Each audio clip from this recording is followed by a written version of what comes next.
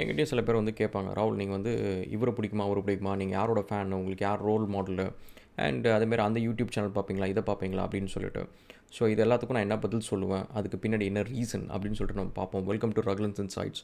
இந்த வீடியோலாம் உங்களுக்கு பிடிச்சிருந்தா மறக்காம சேனலை ஃபாலோ பண்ணுங்க. அண்ட் ஆல்சோ ஃப்ரெண்ட்ஸ்க்கும் ஷேர் பண்ணுங்க.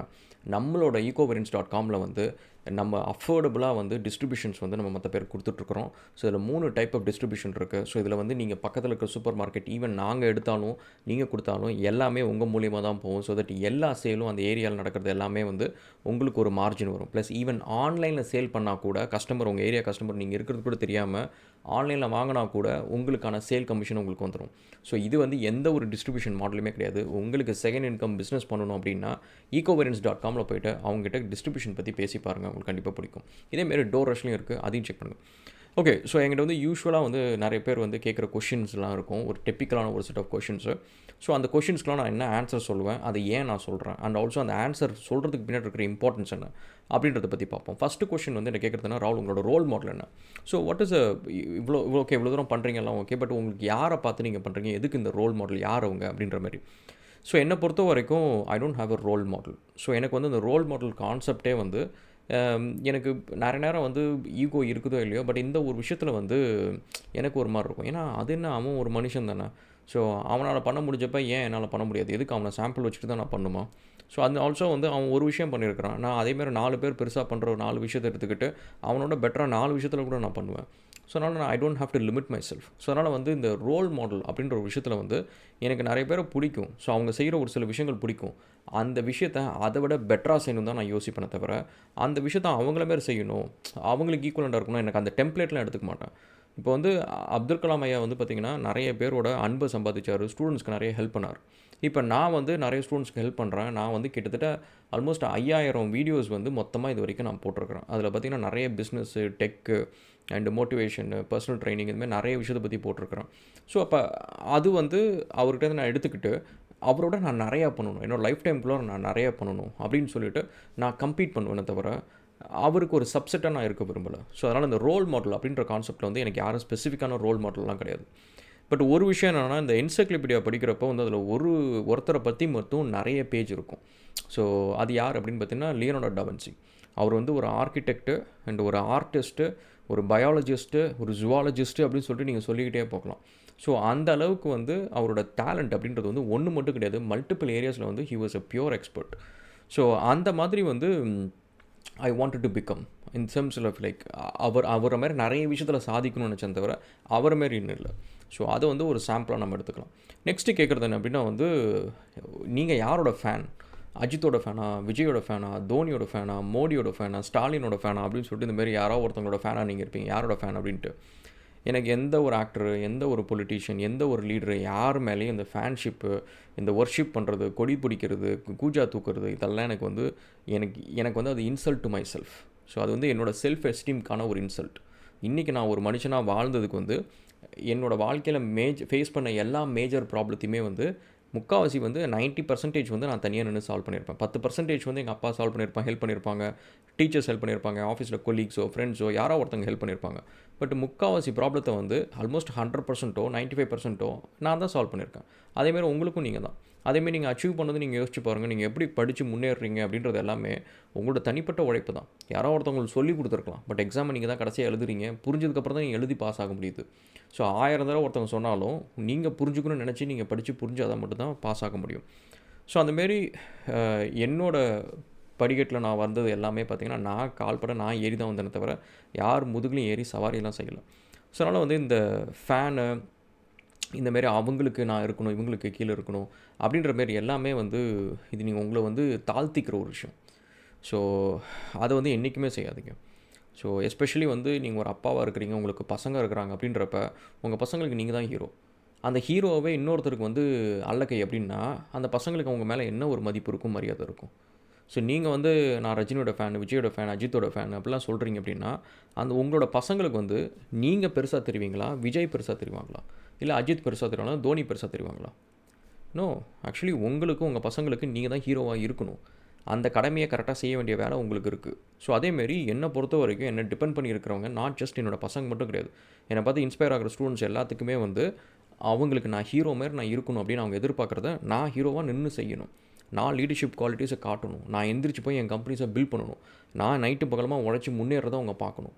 ஸோ நான் யாரோ ஒருத்தங்களுக்கு வந்து கூச்சா தூக்கிக்கிட்டு அவங்க பின்னாடி சுற்றிக்கிட்டு இருந்தேன் அப்படின்னா ஹூ ஆம் ஐ? ஸோ அதே கொஷின் உங்கள் நாளைக்கு உங்கள் பசங்களும் கேட்பாங்க. ஸோ அதனால் இந்த ஃபேன் அப்படின்ற விஷயத்தில் வந்து ஐ எம் நோபடிஸ் ஃபேன். எனக்கு யாருக்குமே வந்து நான் ஃபேனாக இருக்கவும் மாட்டேன். இது வரைக்கும் இல்லை. சின்ன வயசுலேருந்தே அப்படி தான். சின்ன வயசுலேருந்து எனக்கு அவங்க ஃபேன் ஒருத்தங்களோட படங்கள்லாம் பிடிக்கும். என்ன சரி இவங்க படம்லாம் நல்லாயிருக்கு, பாட்டு நல்லாயிருக்கு அப்படின்றதெல்லாம் கேட்குறதுலாம் ஓகே. பட் அதுக்காக ஃபேன்லாம் கிடையாது. ஸோ அது ஒன்று.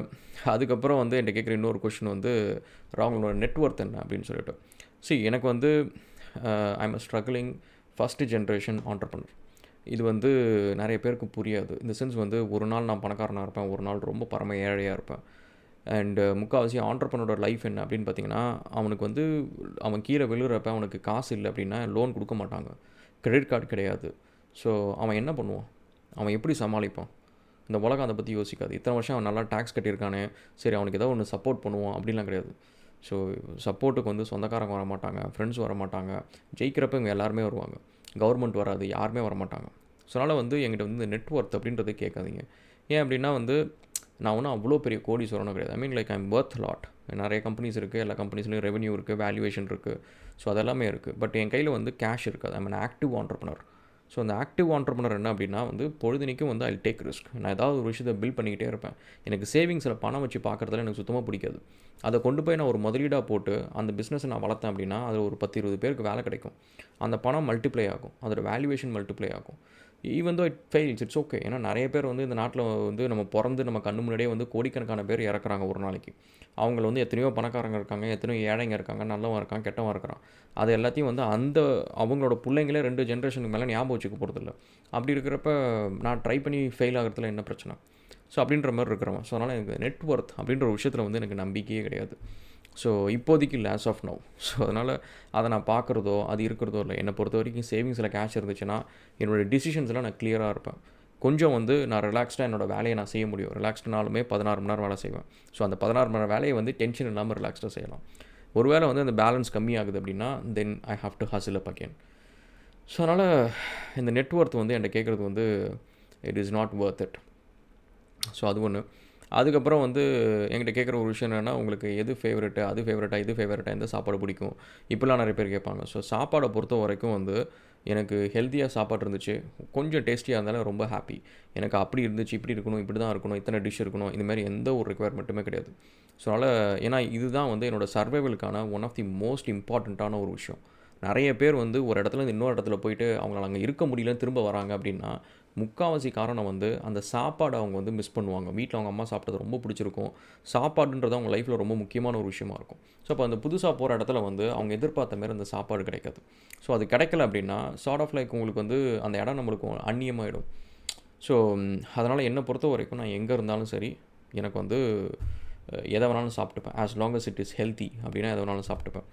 அண்ட் அதுக்கப்புறம் இன்னும் பசங்க கேட்குற கேள்வி என்ன அப்படின்னு பார்த்தீங்கன்னா, ராகுல் நீங்கள் தண்ணி அடிப்பீங்களா, தம் அடிப்பீங்களா அப்படின்னு சொல்லிட்டு நான் வந்து 100% வந்து டீ டோட்டலர். இந்த முடிவு வந்து இப்போ எடுக்கல.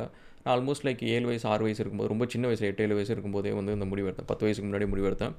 அண்ட் அப்போ ஏன் அப்படின்னா வந்து இந்தமாதிரி டூர்லாம் போகிறப்போ வந்து ஃபேமிலி மக்கள் நம்ம சொந்தக்காரங்க எல்லோரும் வந்து ஃப்ரெண்ட்ஸும் கூட அப்படி தான். ஸோ போனால் ஒரு 5 கிலோமீட்டர் 10 கிலோமீட்டர் ஒன்ஸ் வந்து நின்றுவாங்க. நின்றுக்கிட்டு டீ குடிச்சிட்டு அதுக்கப்புறம் தான் வண்டி ஓடும். ஸோ வண்டியே பெட்ரோல் போட்டால் 400 கிலோமீட்டர் அழகாக சரளமாக ஓடுது. இவங்களால் வந்து ஓட முடியாது. ஒரு 10 கிலோமீட்டர் ஒன்ஸ் வந்து ஒரு டீ காஃபி குடித்தா தான் சரிப்பட்டு வரும்.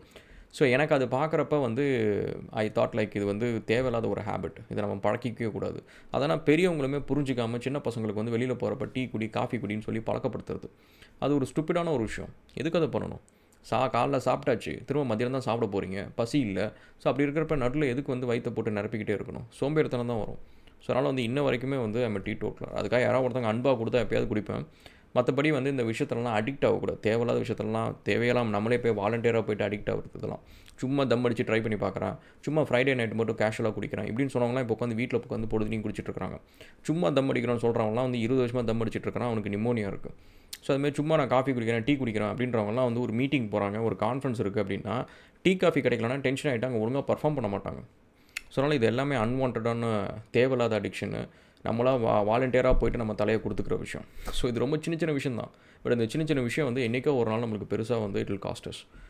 So that's about it guys. So இதேமாரி உங்களுக்கு வேறு என்னென்ன கொஷின்ஸ் இருக்குன்னு சொல்லி நீங்கள் காமன் கொஷின்ஸ் என்கிட்ட கேளுங்க.